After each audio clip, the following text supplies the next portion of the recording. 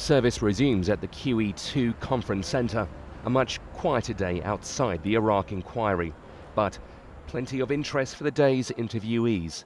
The Army's Deputy Chief of Defence at the time of the Iraq invasion, Sir Jock Stirrup, faced the inquiry earlier as they probed military readiness.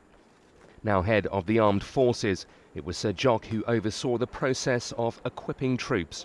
He says the defence chiefs simply didn't have enough time to source everything they wanted before the March 2003 invasion. We made absolutely clear to ministers that if we were not allowed to engage with industry, and that was the critical element, we could take these no further, and that there was a serious risk that they would not all be delivered by the assumed start of the operation.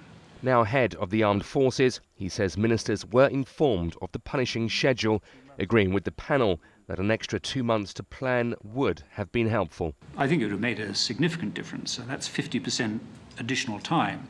And we were finding that in a number of cases we were getting 100% delivery about a month or two after the operation started.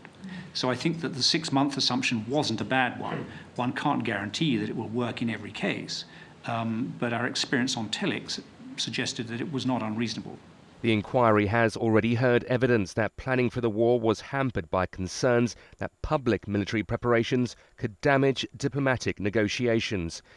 He also spoke about the problems with body armour.